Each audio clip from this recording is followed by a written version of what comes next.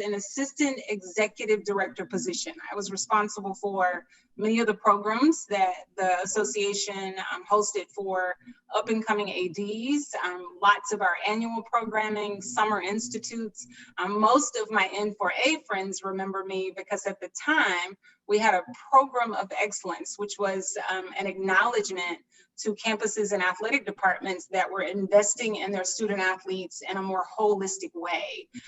That was also an amazing turning point for me when it came to mentors and connections to N4A. That's when my mentor-mentee relationship with Steve McDonald deepened. I got a chance to meet the late Pam Overton. Bob Bradley was a part of the board that worked with us. So lots of N4A presidents, N4A investors as far as legacy building. So it was amazing to be around them and hear what they were doing on their campus and the impact that they were making. I returned to Lubbock, Texas, to everybody's surprise in 2008 for an amazing opportunity. I was a part of the athletic director's senior staff and had oversight over student and academic services. We had initial eligibility, continuing eligibility, tutorial programs, our Red Raider Life Skills program. I was sort of the dean of athletes, which meant that if there was a problem in housing or somebody got arrested, they called Miss Felicia. It was a fabulous opportunity. And I had some sport oversight with men's and women's track and field and cross country.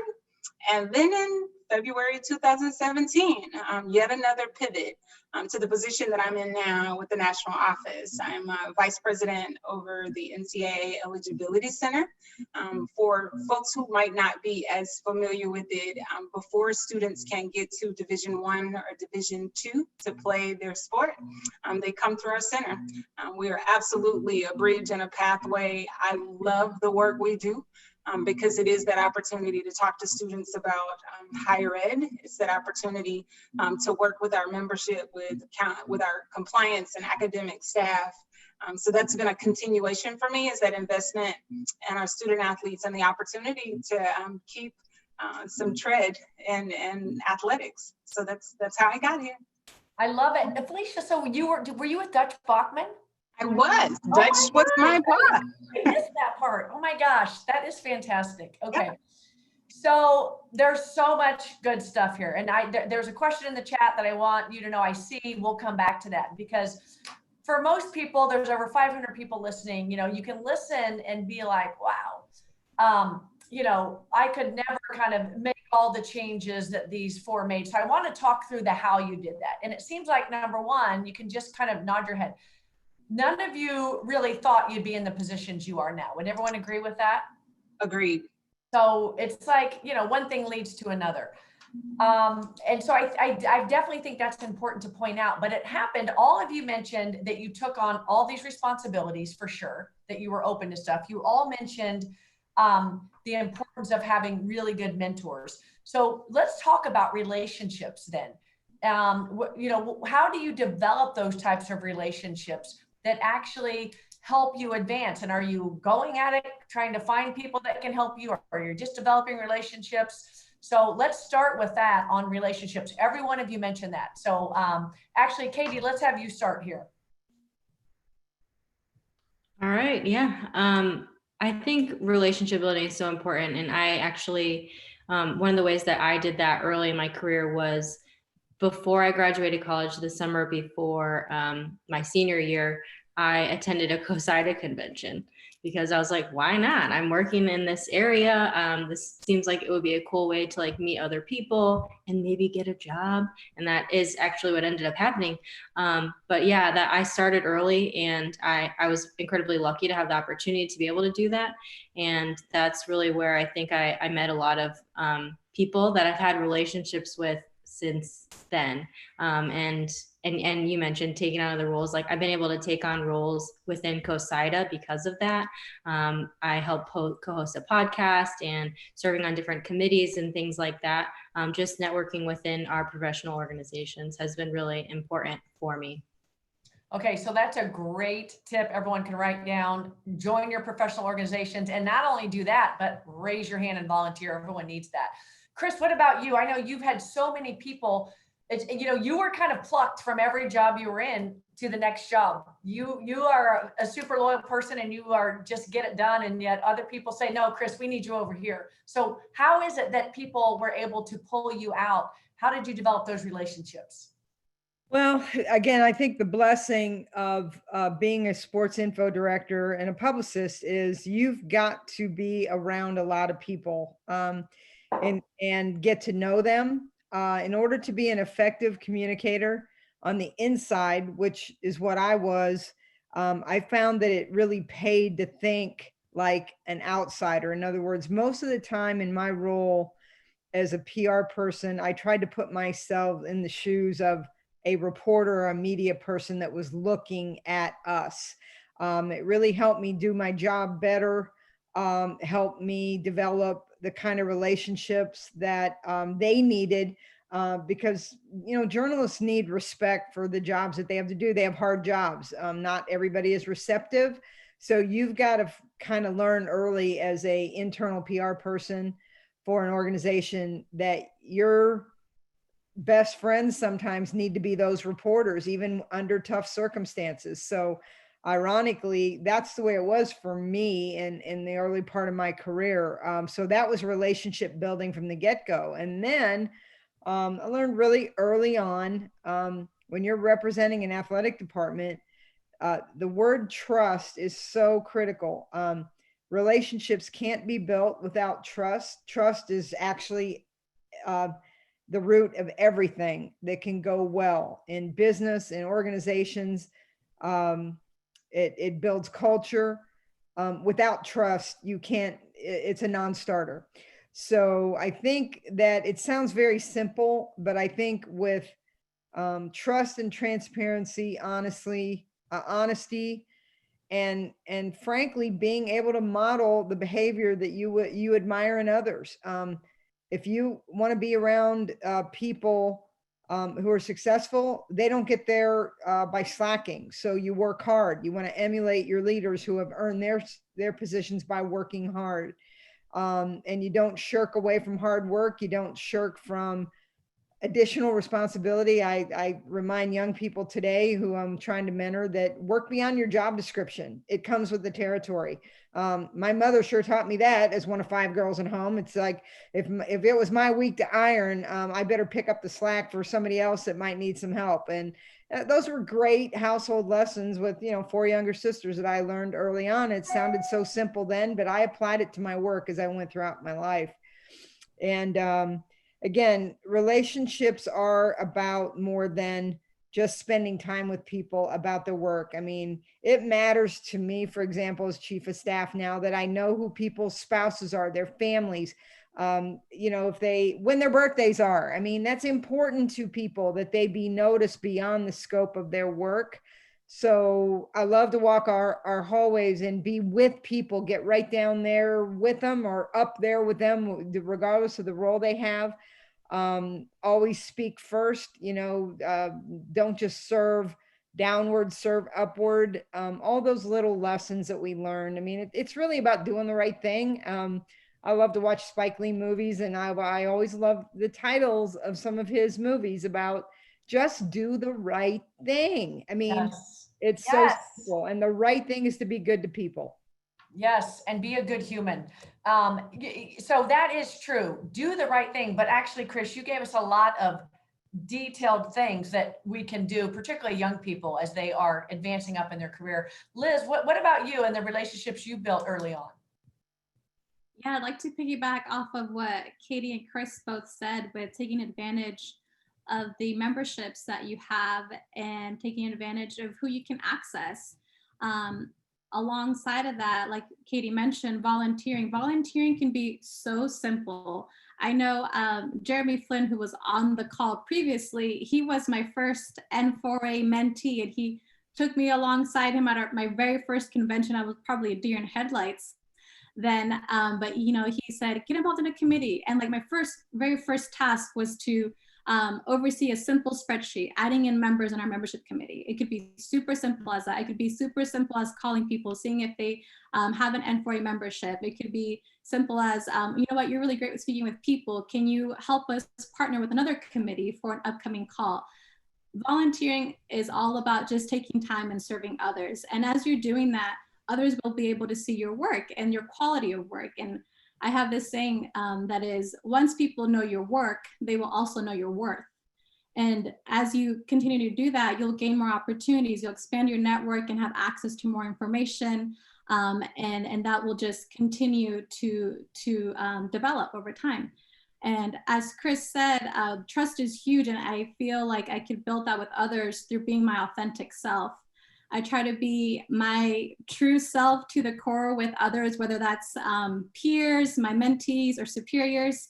I think that, like Chris said, it's really important to dive into who people are, because it's who they are that comes to work today. It's who they are that's coming in to work on a project with you. It's who they are that's going to help you get to the next goal. So getting to know people for who they are holistically, and like Chris was saying, who are they at home? What challenges are they facing? You know, what are their aspirations and their goals? Are you going out of your way to really get to know people? I try to ask myself that question on all levels. Like I said, if it's somebody that's below me on laterally or ahead of me, more advanced, I try to think, you know, try to put myself in their shoes and see what their goals are. What they're aiming at, and can I help them get there? It's a two-way street. I don't just want to be approaching someone because I need something or I need information. I'm on the lookout for something. That's not a great relationship. I just want to be my authentic self and get to know others well. So one of the themes is literally getting to know people, but Liz, something you mentioned, and again, I think this is such an important theme, is like, do your job, be really good where you are while you're developing relationships, because then you are seen, and these relationships then help you, open other doors for you as needed. Felicia, what are we missing here on relationships? You're not missing a whole lot. The one thing that I want to be sure that our audience gets is how intentional each person talked about. So there was an intent in getting involved in organizations. There was intentionality to make sure that you're volunteering and extending yourself. I loved what each of the presenters have emphasized, but one of the ones that was most impactful for me when you threw this question out at us when we went through the dry run was how many opportunities came from folks who I didn't think opportunities would come from. And so it's back to being present and doing the work and doing your job. You just never know who will have access to an opportunity or a person who might have an opportunity. So that's an impactful thought as far as people being intentional to do the work, do the best they can. I also would encourage others to think through athletics. We've got a lot of functional organizations. We love them. Like all of the finance people get together, all the women leaders get together, all the academic advisors get together, and that's amazing. But what about some cross-pollination? There might be opportunities in other organizations, both in our industry and outside of our industry, that could help with meeting new people and also introducing you to some new skill sets and new opportunities. Felicia, perfect. First of all, you're my sister from another mother, because intentionality is the word for sure. And everyone's been super intentional. And yes, that's what this conversation is about. We've got COSIDA and N4A. When we met with Ursula and Denise and Barb, it was all about, kind of getting out of these silos where we get in the N4A silo, we get in the COSIDA silo, whatever it might be. And how can we open up, because there's opportunities all over, and still, we can love those people or those organizations, but make sure that we're looking outside of that. That is such an important point. And that's actually what this conversation is about. Before we pivot off this relationships, I want to get to one of these questions that was asked in the chat. And this is actually about age and race, quite frankly. So, when you are a mid-career woman or a woman of color looking for champions. So quite frankly, many of you, it sounds like you had male champions, which is great. the more women we get in the industry, the more we can champion each other. And that's what we certainly want to do. But is there, you know, and I think this notion, particularly of mid-career, because we're all talking about how we've been taken as young people in the career and kind of helped. What about mid-career women, or actually women of color, Black women? And this question was specifically, you know, in the white male-dominated industry. Any tips on helping to find mentors mid-career being a woman of color? Anyone? I can take that one if you want me to. Okay, great, please. First and foremost, there is an acknowledgement, particularly in most of our organizations now, that women, and particularly women of color, have a tougher time at it. Not that we're not as good, because we're better in most cases, no offense, but that we do have to work harder, and that hiring practices are not as open to us as they should be, as far as just the level playing field, so to speak. So a couple of things that I would encourage. First and foremost, yes, we would love if we had more women who are reaching out, and we've got lots of them out there, but do not just look for women to mentor and open doors. And I have to say this one from a very personal place, because to a point Patty made, there have been opportunities that I've had a chance to walk into or be a part of. However, it is really, really important to look around at other women and find folks who are champion, people who are presenting, people who are leading organizations, and reach out. Most of the time, there are instances where people have reached out to me for opportunity and wanted advice in certain things. And if I'm not the one, I say, I can't help you here, but let me give you the names of 3 sisters who I know are killing the game in this area, and making those connections. It is making certain that as far as other opportunities, again, that's why I'm a big proponent of looking outside of our industry for growth, for access. One of the things I thought through was, you know, you want to be a fundraiser, but you can't get that opportunity in your office. Go down the street to the YWCA, go down the street to the 100 Black Men and their fundraising. So there are all these opportunities that in most instances we have to look for ourselves, but there are networks and people who are willing to point you in direction to assist. And again, for women of color, we don't get a lot of do-overs. So it's going to be really important for some self-evaluation, for a group, a tribe that will talk to you with real talk and share where there might be gaps, or where there is a supportive network to help you with next steps. Thank you, Felicia. And you know what? Again, we've got 500 people on this call. We can all help another woman and another woman of color. So we all have to commit to doing that, and definitely doing more of that. So next question, Chris, I want to ask you this because it's specific about an SID wanting to go into administration. What if someone, and I'm sure you get this question all the time, what's the 1 or 2 first things you would tell any SID that wants to get administrative duties kind of added to their portfolio? Yeah, I mean, let somebody know that. Again, that's another little tip. Don't keep your passion and your goals and your where you want to go a secret. Go talk to somebody who's either in a role that you might admire. Make sure your supervisor knows what your aspirations are, and then again, take advantage of the connecting points that often our HR areas and our campus areas have to get you around the individuals who can help build that that case with and for you. Volunteer early for some things that are right in your wheelhouse. I mean, campuses, we're so lucky to work on campuses. And I know in this COVID environment, if you ask anybody from the president to the provost to anybody that works in a campus, what's the struggle we're having? It's not being next to our people. I mean, it is part of what makes our work so fun, and we miss each other, literally miss each other. But the if an assistant coach, for example, wants to be a head coach, they need to let us know that. And we tell them that all the time. Not everybody wants to be a head coach. Some are perfectly happy being in an assistant or associate head coach role.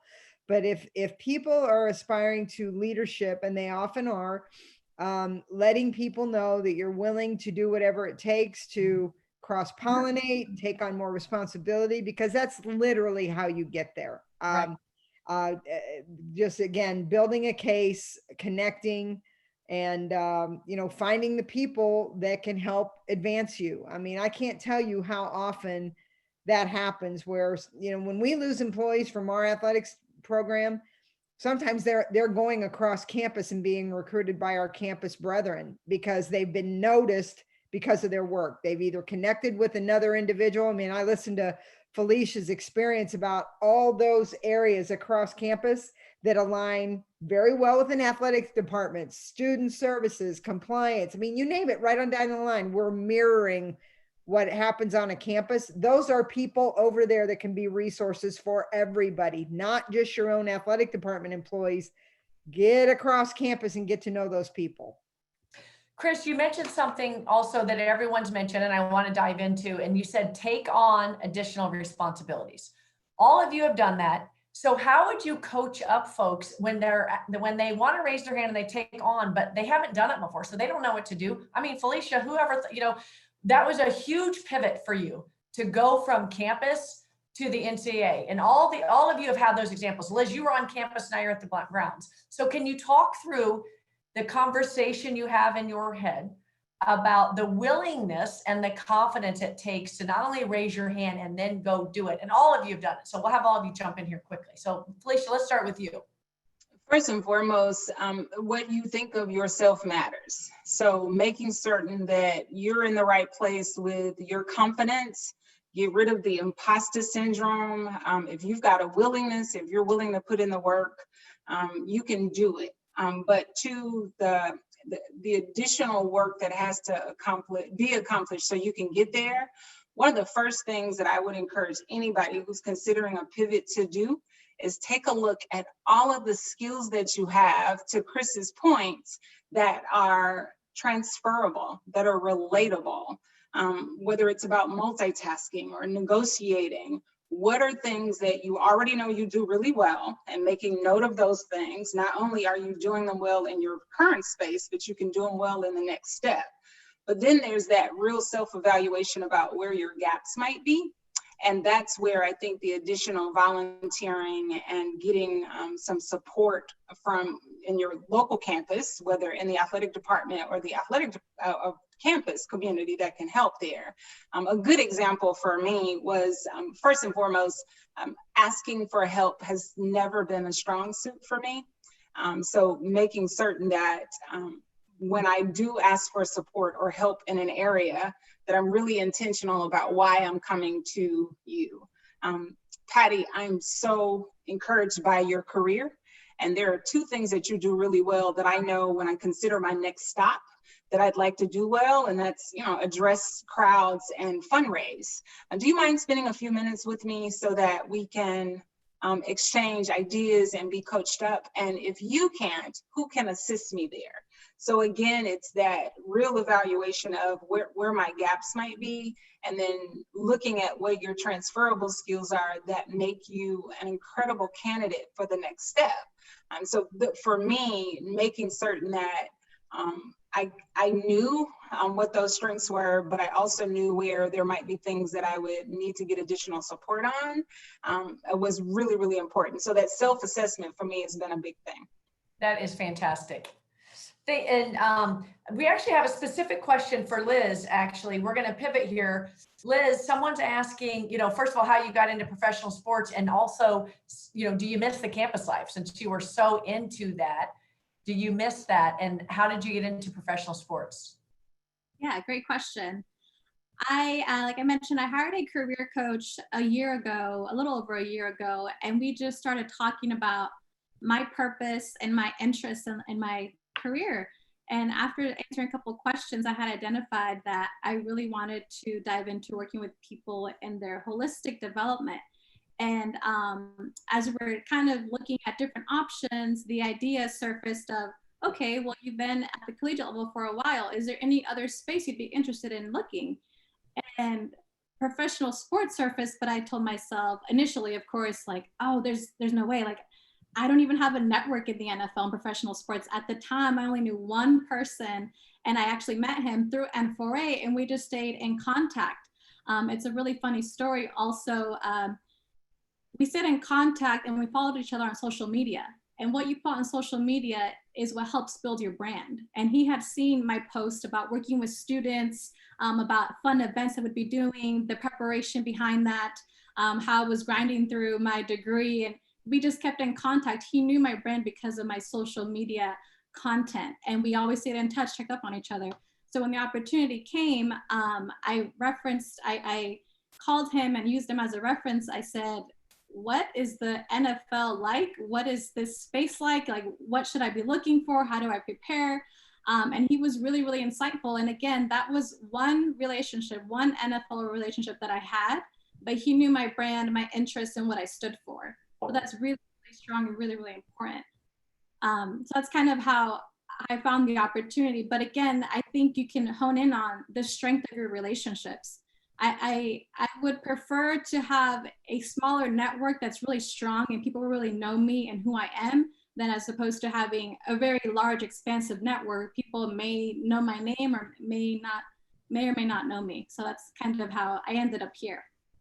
So Liz, you know, I think you're fabulous. And you having a career coach at, I don't know, 30 years before me, is just fascinating to me. So I love that young professionals now are getting career coaches. So I need to get my 6th career coach, I guess. So that's great. No, I love that. I mean, really what it's about, this question has come up too, is honing in on what your passion areas are and what you want to do and being willing to try different things. So all of you have done very different things and anyone can jump in here. One of the questions that just came up was, how are you, well, 2 things. One, how do you not spread yourself too thin as you're trying all this and prevent burnout? And honestly, if we talk about the times we're in right now, I think that's super relevant. But then the other thing is, when you're doing all this, the question is, you have so many roles. How do you find your niche then? If you're always kind of taking on the next role. So the 2 parts to that question, how do you find your niche? What you're best at, and when you have so much going on, but also when you have so much going on, how are you preventing yourself from burnout? Katie, let's start with you on this one. I might be the worst person to ask about burnout. But I think really for finding your niche, to me and in my experience, it's just been like trying different things. When I was working at Michigan and I requested different responsibilities that were more focused in a digital and social and design role, one of the things that our group needed help with, and they were I don't want to say drowning, but they were really struggling with the demand of our email marketing at Michigan. And that wasn't something that I had set my heart on fire. I wasn't like, I really want to be like an email marketer one day. But I did take the opportunity because I wanted to help out where the help was needed. And I learned so much about email marketing and revenue generation and data analytics and like Google tracking codes and all these like crazy things that I didn't necessarily know went all into that. And that helped me become a better SID in a lot of ways, and definitely prepared me for the role that I have now. So I would say for finding your niche, it's like find like a general cone for where you think that you want to go, and then just try different things within that cone as your department sees fit. Or there's lots of like online trainings. I can say that because I work in a very technical role. A lot of times you can teach yourself Photoshop from YouTube, or like watching tutorials on Lynda, if it's something like that. Just like try your hand, because I think you'd be surprised that you would find that you like different things, and you might be more passionate about things that either you didn't know existed, or you just didn't know would make you excited. Katie, I love that. Find your cone, or I've said your umbrella, and it's true. Like, and then what you've all shown is under that cone, there's so many different jobs you can do that still will get you to where you want to go as far as your passion and energy. Chris, one last comment here, as I think we're going to wrap up here shortly. What about how about Chris, you help us out with doing all this and preventing burnout? Yeah. Well, I'm going to be honest with you all. I think we have to admit that advancement in this environment requires sacrifice. Yeah. There's only one way to do it, y'all. When I was hired in 1979 to take a job, when I looked around, I did not see many women in my field.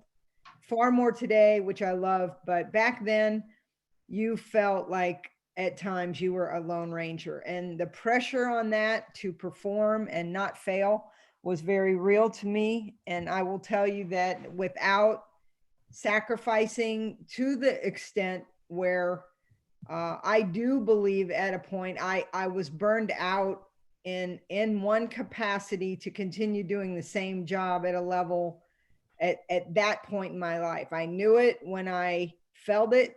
I admitted that to myself. And again, I'm very much a believer in karma.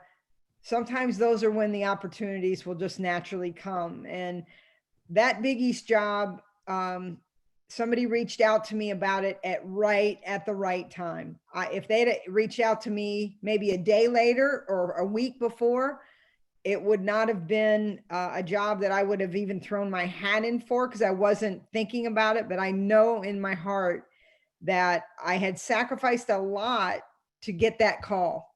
And then I got luckier when I got hired. I would have been not a great employee at Texas had I continued feeling the way I did in 1986. I was just tired. And but up to then, between 1979 and 86, you guys, I didn't have much of a life other than work. But I wanted that to be, I will tell you, that's the way I wanted my life then. It meant a lot to me because I love my work. So at some point, I think you have to figure in all the comments that have been made have been so accurate and so wonderful, but you really have to compute the reality of our work, the reality of the pressure we're all under because we are females and we are females of color. More is expected. I still go to work every day. I love my work and my position, but if you don't think I don't feel pressure every day to still perform at that level I did when I was 21, 22, 23, I do. It's very real. In a way, it's what keeps me going. It's what keeps me inspired. But I think we ought to all mentally prepare that that's part of it. Don't fear it. Just compute it and manage it and stay healthy while you're managing it. That would be my advice as the oldest person on this call. Chris, brilliant and honest. And we all needed to hear that. So thank you for that. And someone in the chat said, thank you for your sacrifice and being such a leader and way shower for so many of us. And we're running out of time here. So I want to just wrap up with a lot of the, what an outstanding panel and so many of the things that I heard. But everyone on the call, if you listen to these stories, we heard exactly the how to pivot. We heard how to get new responsibilities. And that was raise your hand, volunteer. Everyone was doing many, many jobs, which was a sacrifice, as Chris said. Making sure you're developing relationships, being trustworthy, being intentional with creating those relationships, but also in your work, speaking your goals. I love that. We have to speak our goals so that others can hear and help us get there. Owning your confidence was also, we as women particularly, we've got to own it. We can do it. And what we don't know how to do, we're going to pick up the phone and call our sisters or our mentors and champions that will help us. Asking for help was another important thing. And it was, Ursula, I saw this on your slide at the beginning, and we say this at Women Leaders all the time. It's painted on the side of our building. Strong women lift each other up, but lifting as we rise. Sisters, it's tough in this industry. We've got to support each other, but look what can happen. Look at these amazing women and the jobs they're in and what they've done in their careers already. These are way showers. It can be done. We can do it if we all stick together and do many of these things that all these outstanding individuals mentioned. So I want to thank Chris, Liz, Felicia, and Katie for your time. Ursula, I'm going to ask you if you want to jump back in here for any final thoughts, but I'm going to start the round of applause for this panel because I'm super inspired and really, really appreciate all of you taking your time, and your stories are amazing and what you've done in your careers. leaders. Absolutely Thank amazing. you, Patty. Thank you. Ursula? Yes, thank you, Patty, and thank you to the panelists. We thoroughly enjoyed the collaborative presentation between COSIDA, N4A, and women leaders. It looks like with all the chat going on right now that a lot of our members also enjoyed it. So we appreciate your authenticity and willing to help us all learn and grow and lift as we rise, as Patty said.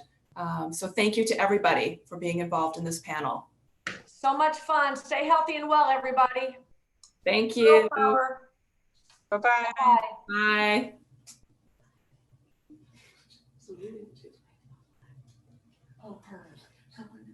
And now for M4A members that remain on the call, thank you for listening to our second general session.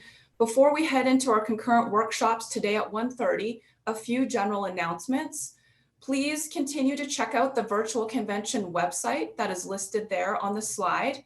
Please also continue to participate from N4A for M4A's Week of Service, hashtag M4A Leads from Home, which goes on this week all the way through Sunday. Please send out pictures and hashtags so we can see all the great work you're doing in your home communities.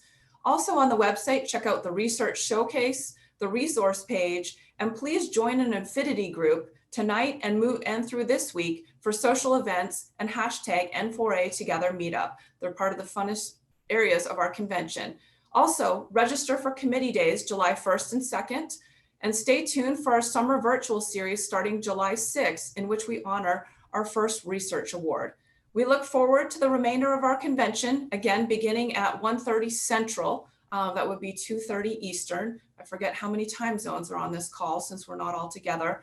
And we look forward again to you joining those concurrent workshops. Thank you for joining the general session this morning and for our initial announcements. Please take care. And again, we'll see you all next year in Orlando in 2021.